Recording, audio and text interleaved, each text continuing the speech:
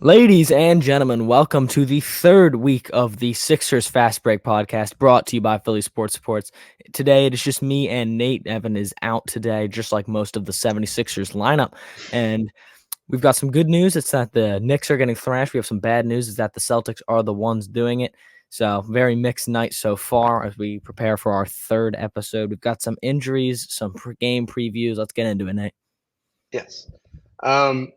As you said, it is unfortunate that the Celtics look just as dominant as they did last season. Right. As we were talking before, they're a few threes away from breaking the single season record. So always a good sign when your rivals look like they haven't lost a step over the offseason. Yeah, single game record is already in jeopardized of being broken. I think they shot 45 heading into the fourth quarter, so that is probably going to be broken while we're recording. So that's a ticking time bomb. So just starting off with injuries, of course, adding on top of the Embiid and George injury, it was only right that McCain and Maxey got bumped up and bruised a little bit during the preseason. McCain fell or came down with it looked like a very dangerous injury. Like he fell flat on his back after going up for a layup or going up for a floater. He was taken to the hospital shortly after the game. He's been, I believe he has not been listed on the injury report, but the injury he's dealing with is quote unquote bruising. But as I said, he's not on the injury report, so looking good there in terms of McCain playing tomorrow. As for Maxey, he had a right hand contusion. I forget the player that slapped his hand, but he's dealing with right hand contusion, but he seems all set to go tomorrow. Yeah, Maxey's injury, like you touched on, just really weird. Like I remember seeing the clip, and it was just somehow ended up getting at like whatever, I forget if it's horizontal or vertical, but that to the ground, and it's just like I don't even know how you get yourself in that position. I don't know if he just got like excited or something. Just you're a rookie. You're just like we said, he plays with a lot of heart for the game. I don't know if that just Mm-hmm. is what happened to him, but when it came out that he was getting rushed to the hospital, that's why I was like, oh, he might be done. But just good to hear that he's okay, obviously. So I don't know how much time. Obviously, it's going to depend on how he's feeling and the trainers and how Nick Nurse thinks he's doing and whatnot. I would imagine he'd be a little bit, on a leash to start Mm-hmm. his career tomorrow night. But just good to know that we have him because, like we touched on, and especially with these Embiid and Paul George injuries, we can't. We have to try not to put a lot of weight into tomorrow night. Right. Yeah. It did look like a scary injury. It just seems like he got the wind knocked out of him, so he will definitely be on a leash tomorrow, but maybe not as much of a leash as they probably would like to give with Embiid and George being ruled out of tomorrow's game. This was something, at least for Embiid, I thought it was kind of expected that he probably wasn't going to play tomorrow night against the Bucks because he hadn't been a full participant in practice. He hadn't played in a 5-on-5 scrimmage. So I'm not really surprised that he's not playing tomorrow. How about you? What are your thoughts on his out? Yeah, Embiid had been like, kind of up in the air for a while now, so it's not something that completely took me off guard, although for some reason did think he would somehow end up getting in the game tomorrow. But what did catch me off guard is this could just be not true, but I do remember I saw something that he's out for the week, Yes. which would be so that is true. Like that, I thought it'd just be a game. That caught me off guard. I thought Mhm. I don't know, something just in my mind said it was only going to be tomorrow night or maybe the game after, but the entire week seems I don't know, felt unexpected to me. I don't know about you. Yeah. So he's out for that game at Toronto on Friday, but I think that Sunday game in Indiana, the third game of the season, is in play for him. In the Shams report that came out today, it said that he will be reevaluated over the weekend. So I think he might be able to play in that Sunday game. Again, they said he's been progressing well with his individual treatment plan. So hopefully he is ready to come back in that Sunday game. And I think if he is, they're going to try to align him with Paul George in the sense that Paul George is probably going to miss Friday's game as well, and they're just going to get them both back on the same game against Indiana. Yeah, and Toronto, I feel like they're kind of like, like you said, if Paul George, because Embiid's missing that Friday game, that's kind of established. If Paul George, I would rather have him, come back as soon as possible, Mm, just because, Toronto, they're not a good team. Like they're going to be bad. I think they lost like the last 16 straight last season to end the year or something like that. But they're not like we're I feel like if you don't put Paul George in, you're kind of setting yourself up for a trap game in the sense it's like they're not a good team, but they've got Scotty Barnes, they've got RJ Barrett, they've got even Grady Dick as an up and coming player. Like you can't really write anyone off. And like, we saw last game, this team isn't that good without Embiid anyway, and that's what Paul George was supposed to fix. But you take both of them out, and you're mm, basically just back to those, Embiid or those Sixers of the middle of the season last year. We said it before. We lost to the Nets and the Grizzlies back to back. So like, I feel like it's really risking starting your season 0-2, which mhm. is never something you want to do when you have the expectations and the offseason that this team had. Right. Yeah, I think that's a definitely a big concern of this team is that starting out 0-2 is very detrimental to a team just trying to get out of the gate running. But I think when you're in a situation like they're in, it's not like, oh, we're fully healthy, but it's a newer team and we're just trying to get out of the gate early. There's a team dealing with injuries. And honestly, in my opinion, I think I'd prioritize the 2 extra days of rest for George to get him back on Sunday rather than getting him back quickly on that Friday game because I think this team just how they're built and the kind of depth they have, they could survive a Toronto game. I think the Milwaukee game's a different story, but I kind of want to see just for my personal curiosity, I kind of want to see how Maxi does in a solo role, like in a solo leading role. No, yeah, I hear you then. Like, I'm not saying that I think we're going to, lose to Toronto. I think we should beat Toronto. It's just you don't want to put yourself in a situation where that should be up in the air. Like, no offense to Mhm. Toronto, they're not going to be a good team this year. They're probably not going to be a good team next year either, if the world makes sense this year. But obviously, you always have a couple teams each year that surprise you. But we are luckily not the only people who are at a disadvantage due to the injuries, as Chris Middleton has been ruled out for the Bucks. So he's one of their, it's kind of him, Dame, and Giannis, excuse me. Mhm. That's kind of their little big three like ours, Embiid, George, and Maxey. So having him out will, do wonders for the team. And just the thing that concerns me the most going into that game specifically, because obviously of the three games that we're looking at with Toronto and Indianapolis after that, this is the biggest game for us with India close second. That when you have, Giannis on the other side from Milwaukee and Pascal Siakam for even the Pacers, I don't. Andre Drummond's good. I don't see what the plan is for the rebounding because Andre Drummond's Mhm. good, but Giannis is winning that battle almost every time just because he's been one of the best players in basketball for a decade. Yes.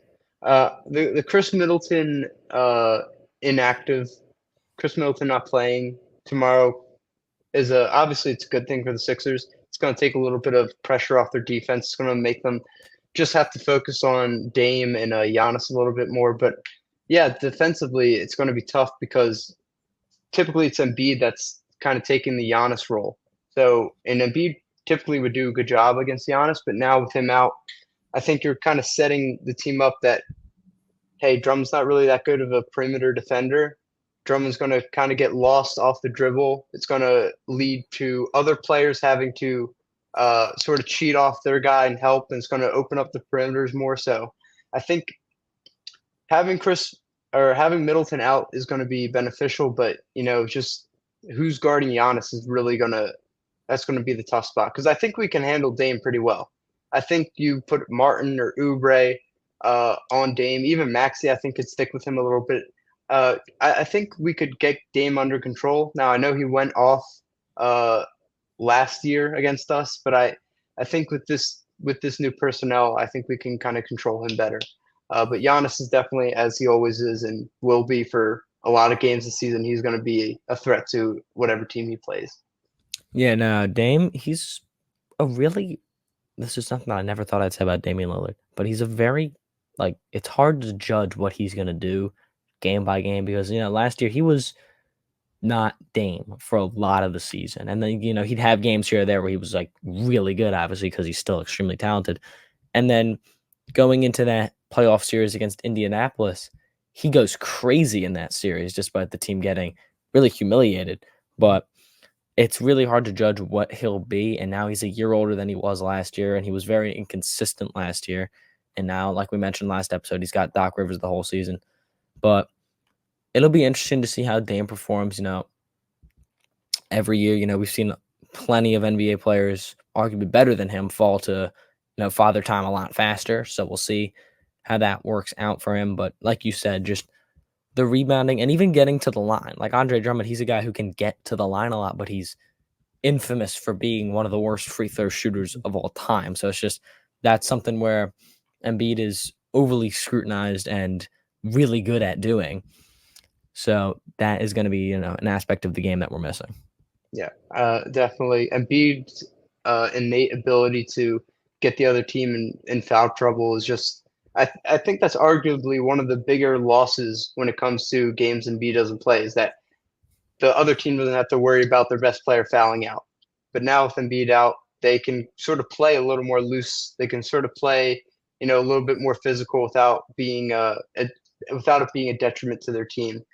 So yeah, Dame's definitely a problem. I don't want to write him off as a guy. He can definitely explode, but I think Giannis is going to be the key to their game, and I think he's the key to the Bucks. So no, yeah, and let me be clear: we are not me and Nate. We are not saying that Joel Embiid is a free throw merchant. B, okay, he's a foul baiter. Everyone does that, but we're not. I'm not getting fallen into this because I've seen. This is one of the most annoying things about sports media to me now, is that you can't appreciate anything. So I just want to make it very clear that is not what we are saying. We are saying that he does something that everyone does, and is just overly scrutinized for it. I just wanted to get that out of the way. yeah, I mean, he's overly scrutinized for it because he makes them. We could make a Giannis. whole episode on this. Yeah, Giannis averaged more free throws per game than Embiid last season, but nobody talks about it because Giannis doesn't make his free throws. Jalen Embiid, Brunson yeah, last year in our playoff series. yeah, Trae Young. I mean, the list goes on. Trae Young. I like Trae Young, but yeah, if you're a superstar, you're gonna get to the line. It's just how it works. So regardless, like we said, we can get wrapped up on that for a while, but it's very, I didn't really look at the schedule for the games. It's a fun opening night tonight on paper. I mean, obviously, this Knicks Celtics game hasn't exactly worked out, but Wolves Lakers will probably be a fun one. Timberwolves Lakers, but looking at tomorrow night's, I'm just gonna read it off. We have Sixers versus Bucks, which might be a good game now. I mean, honestly, I don't know how much we'll be able to keep up. Obviously, hopefully, but that's kind of up in the air for the NBA right now. You have Magic versus Heat, which will probably be a good game. That's a fun one. Suns versus Clippers at 10 p.m., which is absurd. But that will probably be a fun one. And then after that, there's just not much. I mean, you have Nets Hawks, which is just disgusting. You have Pacers Pistons, which is going to be a blowout if the Pacers get it together. You have Warriors Blazers, which isn't going to be close. This is just some interesting scheduling to start off the year, and that's not really how you want to start it off of the NBA. I don't want to get too wrapped up in it, but I don't know. I don't know about you. As soon as the Sixers game, I'm not staying up till 1 a.m. on a school night for Suns Clippers. It's a good game, but it's not going to be that good. I just want to see the new arena. That's all I want to see. Is it even in LA? What is that? Is it in LA? Yeah. Yeah, I think it's not too far from the Lakers stadium. No, yeah, it's in Inglewood. I meant is the game in LA. The stadium. I don't know why. Yeah. The game is in LA. I'm sorry. It's 9:30. All right. Phoenix are favored by 4.5. That's interesting. I was just gonna ask. Take a guess at what the Sixers line is. Do you know what it is? No. Hold on. Let me guess. I definitely just saw it. Hold up. What is the line you have? Because it might be different because I'm looking at it. Well, point spread is the Bucks are -3.5. Okay, it's the same one. Right. Yeah. That's honestly a little surprising. I Yeah. was thinking the line might be double that, maybe even more around seven, They seven went to very 10. conservative with the lines tonight, I won't lie. The highest is Atlanta and Houston by 7.5 each, and they're playing the Hornets. The Rockets are playing the Hornets, and the Hawks are playing the Nets. Mhm. And that Hawks one might be a little bit high because the Nets are bad, but I don't know if the Hawks are that much better. Yeah, yeah, yeah. All these games are seem to be close, at least spread wise. I don't know. I think Yeah, that's just a first game trying to get the feel for what these teams actually are, maybe, or maybe there's I just not a lot of guess. action on them. But that 3.5 in the Sixers game kind of tells you something. I think that's a hopeful line if you're a Sixers fan. And I kind of that brings me to a question I want to ask. Like, if the Sixers were to win this game, do you think it would be? It's more likely that it would be because of a team effort. Like, you get a couple guys that score 15, or you get a guy like Maxey who's scoring 40 or 50. I don't know. Maxey is prone to just randomly dropping 40 or 50 here and there. But I feel like with the new team, you built this team to not have to have Maxey drop 40 or 50. So Right. honestly, realistically, it'll probably because Maxey drops 40 or Yeah. 50, but I think the team is looking for it to be. Mhm. Like, they'd rather it win where it's like you got 4 guys scoring, 15 or 20 points and Right. something like that. Mhm. But realistically, I feel like it'll be Maxey. It's a new team. They haven't played in a, serious game Right. once together. Like, I think it was 66% of the 76ers just minutes, pure minutes from last year are all new.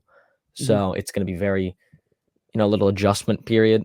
So it'll probably be Maxey, but I think, Nick Nurse and the team is looking for it to be that distributed kind of matchup.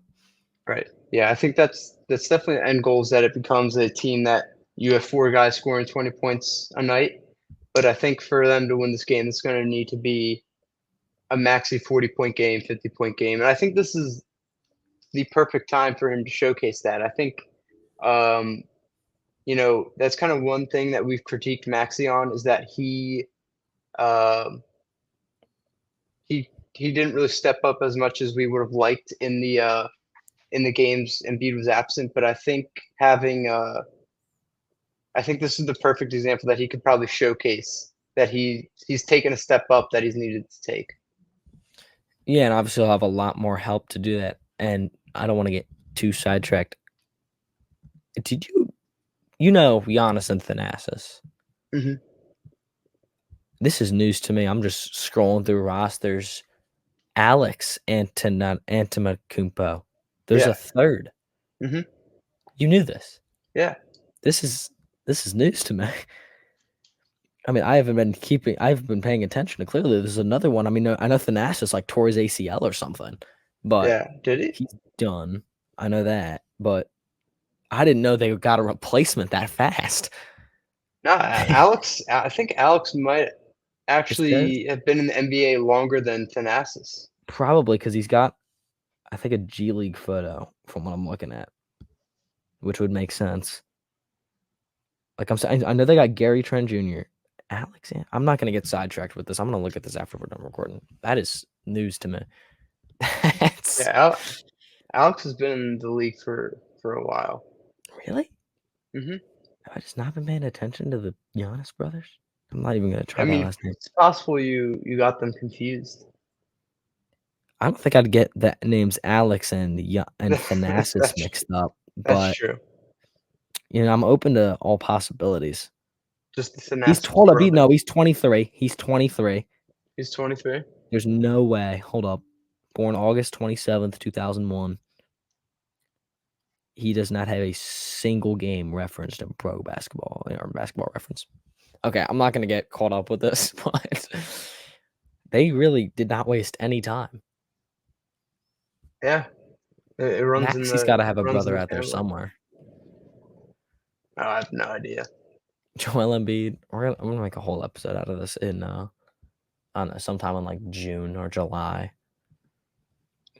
Late July. Nothing's going on anywhere. Mhm. Okay. Anyway, I'm sorry for cutting you off there, It's or okay. more so getting distracted. You were talking about Maxey, I believe. Yeah, I think this game is a perfect opportunity for him to Yeah, showcase a step up that he took over the offseason. Because I think I've said this before on this podcast. I think that he's got one more step left in him, one more sort of jump that he has to take. And I think it's in games like this, and I think these are the games that he's got to show that he's taken a step up. no, yeah, for sure. If he can even, to prove, like you said last year, he struggled. Like, I don't want to say he struggled a lot because he did have a lot of games where Embiid was out and he played very well. I think it was more so a consistency thing because he's always confident in his shot. He'll always shoot it 50 times a game if he can. But, one night he'll drop 50, the next night he'll just put up a stinker. So I think Mhm. if he can find a way to even not, he doesn't have to consistently drop 40 or 50 with this new No, roster, hopefully. But yeah, if he could just consistently find his rhythm and these non-Embiid and now non-Paul George games as well, I think that'll be, huge for him in taking that next step. Because I'm right there with you. I do think there's definitely another step for him to be able to take. And I think if he can even just keep the team in it tonight, he'll prove a lot, not just to the team, but also to himself and his teammates. the step for me isn't necessarily that Max is getting better at a skill, but it's can he lead in games? Can he be a leader? Can he be on the court leader? Can he be a true point guard in the sense like that you get other guys involved, that you uh, uplift other players defensively and offensively? Yeah, and it's just gonna be, especially when you're up against Dame, who's one of the best point guards of his generation, you're up against Giannis, who's one of the best forwards of his generation. It's going to be obviously very difficult for Maxey, and it's not really, as much as I hate to be saying this in October, and especially on the first game. Tomorrow night is not necessarily, obviously you'd love to pull out a win. It's not necessarily all about that. If they can just prove that something has changed and it's not just another one of those dud games with that Embiid, like you just can get the feeling watching it. It's like, all right, this is just, we are unmotivated. Our heads aren't there. If it can just not even be that, and like I said, it's a really weird feeling to have on October 22nd. You feel like this should be coming later. But Mhm. if he can just show us that, like, hey, we're not no shows without Embiid anymore, that'd be kind of what the whole goal of the offseason was. Mhm. Right, and I think this is just coming at a weird time. Like that's what Paul George is here for too, is to pick up some of Yeah. the slack when Embiid's out. And it just so happens that George is also hurt. And hopefully that's not a recurring theme because that's obviously one of the main worries with George is that he also has injury problems of his own. But uh, glass half full, George is not always going to be hurt when Embiid is hurt. So not all the pressure is going to be on Maxey. And to your Glass point, half empty. They're always injured. we're I'm never going to get I'm never going to get comfortable with this team and their health. It's always one day all three of them are going to be playing, and then the next day all three of them are questionable going into a game against the Celtics, and then it's like okay, Don't worry, they'll play against the Grizzlies. yeah, I they'll shouldn't hate they'll on the win, Grizzlies. They'll be better. they'll dominate the Charlotte Hornets with all three of them.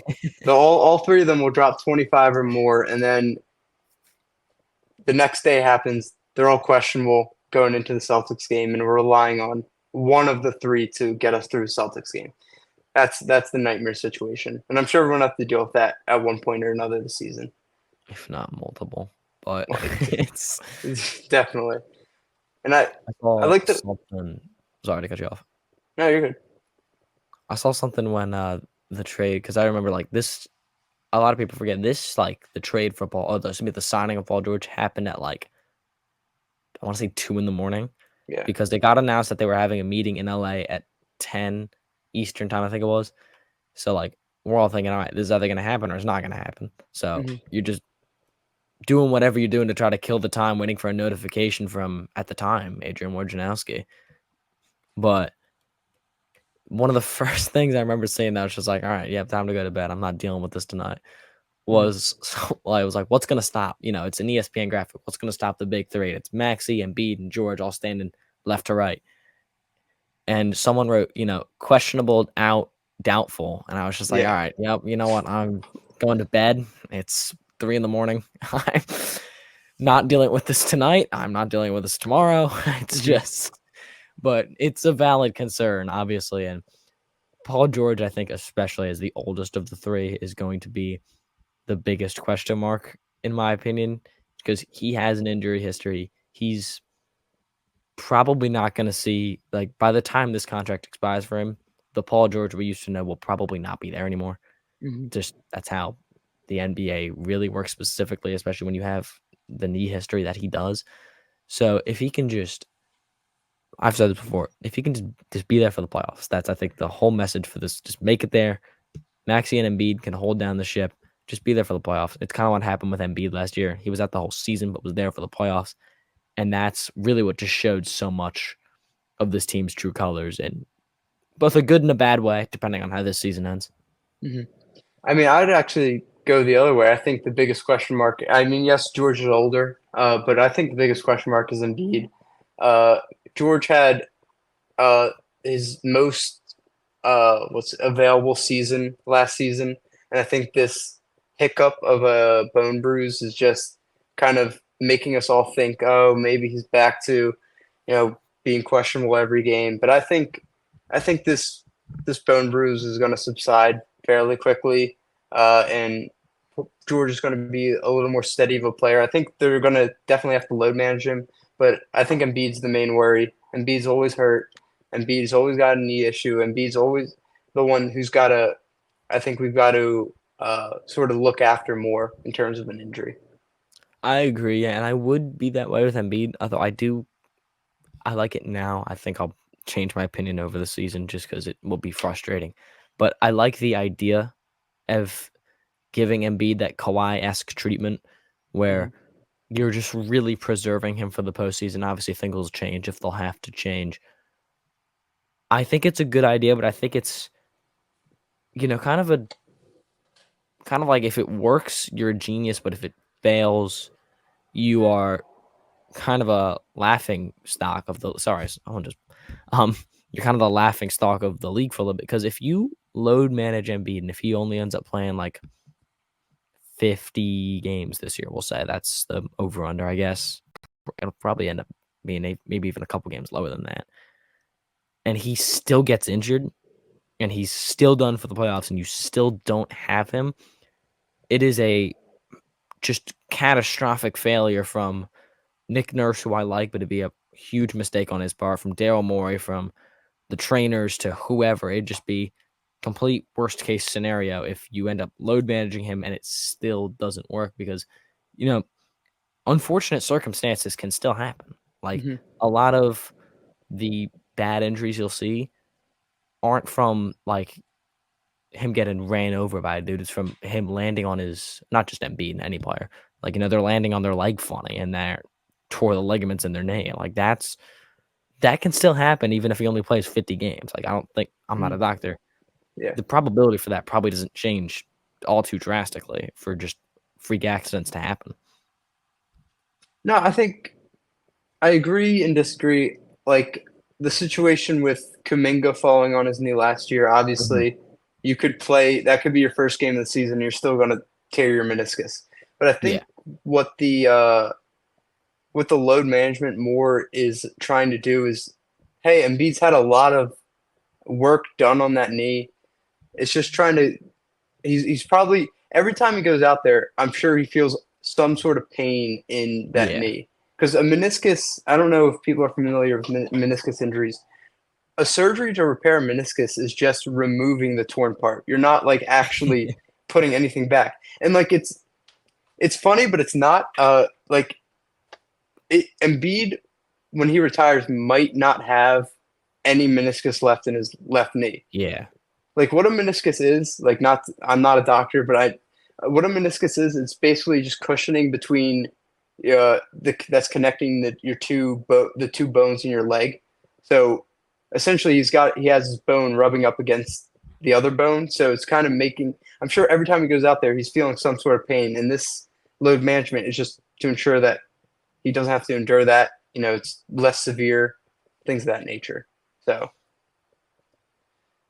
so yes, of No, course, of yeah. course, freak injuries can happen. Can't really plan for that. I agree. It will look bad on Nick Nurse, Morey, but I don't think any of the backlash they're going to receive if he does get a major injury is deserved. Yeah, and I think it's an interesting season.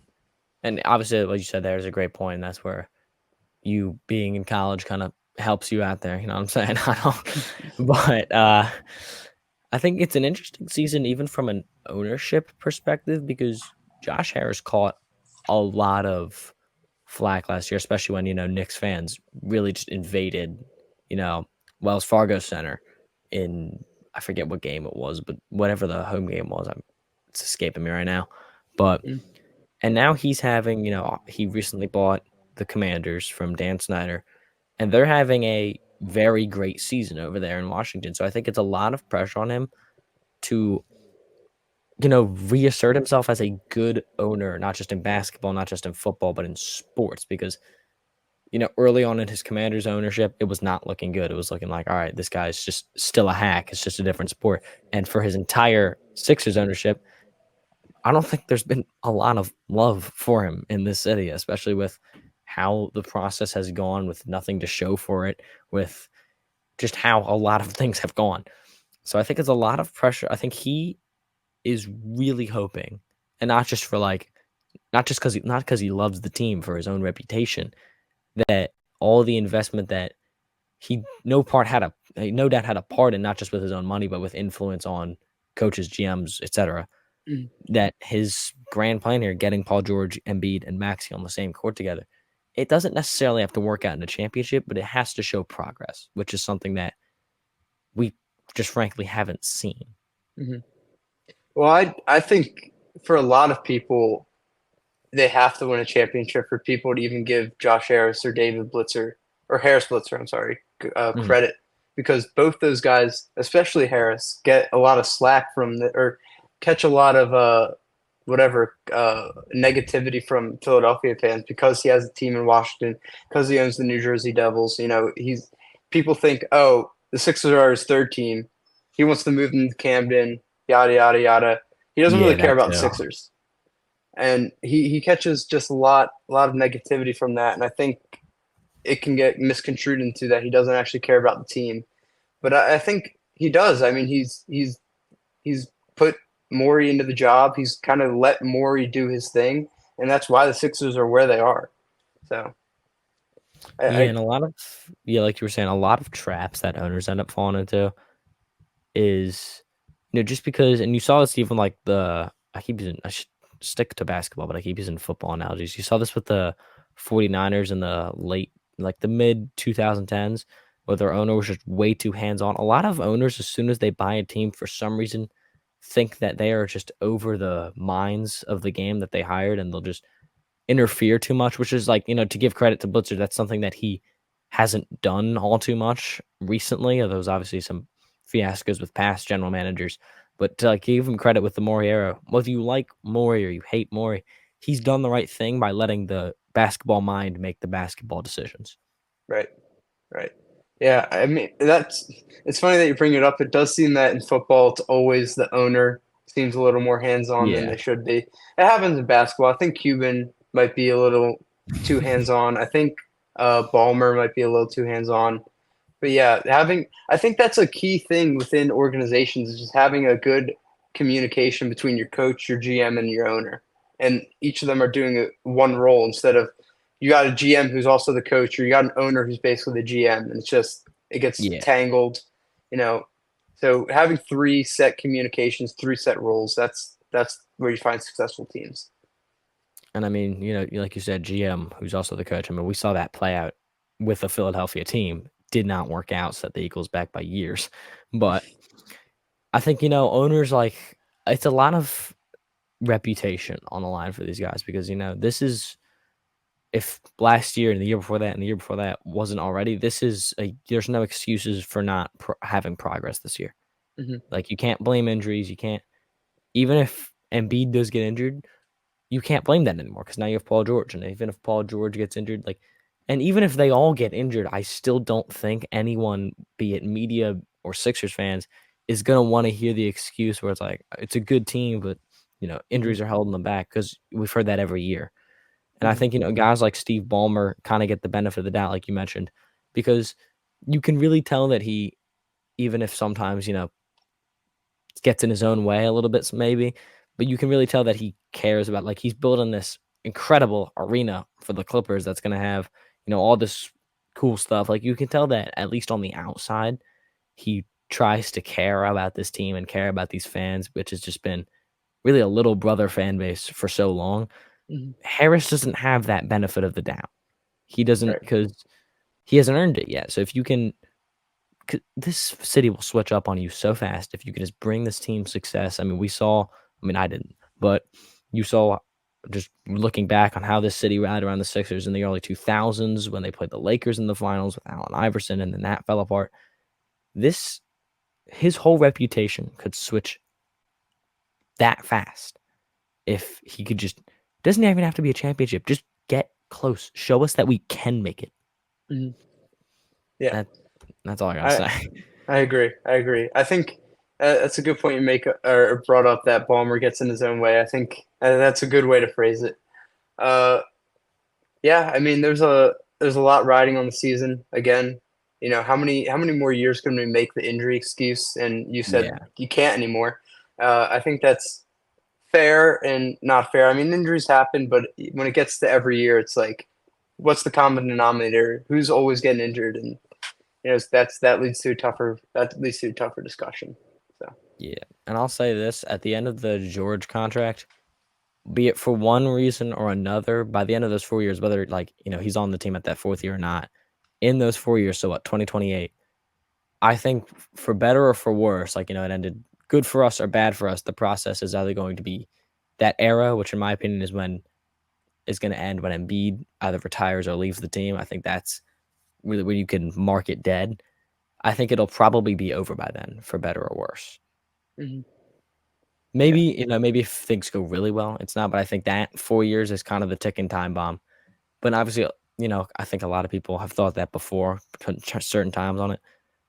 I've learned that just you can't really trust anything with this team. So that 4 years, which in my opinion kind of looks like the obvious time bomb now, this team could look completely, it could have literally everyone else on this roster except Embiid switched out by that time. It's just such a, not just with the Mhm. Sixers, but the NBA as a whole. So, it's really hard to put a date to anything in the NBA. But Yeah, yeah, I personally I give it 2 years. They got 2 years to make this work. Beyond that, I think George is a little too old. I think yeah, I think Embiid's a little too old. Maxi's going to be like entering his peak years. That's why we're hoping Maxi peaks now or within by next year. But I think they got 2 years left. At best three, but that I don't think George is finishing out his contract here, so got to yeah. make At it some work. point, yeah, and like obviously you started the process. Obviously, you don't want to be stuck in the middle. That's where they were. The ownership realized that and made what I'll still say is a good decision by blowing everything up. And you really tested something that you're running 2K. Really, it was a very interesting experiment that Mhm. has gotten us here.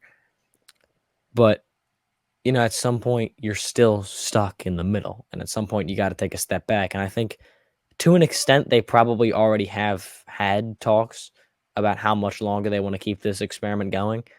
But obviously now's not the time. You just signed all those. If you were going to do it, it was going to be this last offseason, even if that'd be unexpected. But I agree with you. It's if there's no if there's no championship to show for it, essentially, and I'll say 3 or 4. You said 2. I think that's there's too much investment, too many players going in and out to different cities for nothing. Mhm. And we also have some breaking news while we're on here. Rudy Gobert has agreed to a 3-year, $110 million extension with the Timberwolves 5 minutes before tip off. Yeah, I don't that understand exactly how that went down, but I think today was the extension deadline. A lot of rookies getting probably. their a lot of rookies getting their or not. Yeah, I think it was rookie extension day was today, and just overall extension day. Uh, I just have one. I have one final question for you. Like, So the preseason, I think it was DraftKings or FanDuel, either one of them. I think it may have been FanDuel. Uh, Sixers win total over under was 50.5. What are you taking? That's a good line. You see some bad lines from this. That's a good line. I'll say that. It's tough, and I don't know if that was made before or after the Embiid thing was announced. It was before. It was before. I would have Hmm. to imagine that would have changed a little bit by now. 50.5. I'm gonna say over because this team was very close. Um, I think it was like 48 last year, I believe. I don't remember the Yeah, exact win total. 47, 48, I think. Yeah, somewhere in that number. And that was with a much worse roster and no Embiid for what was it, like 2-ish months. Yeah, if So that.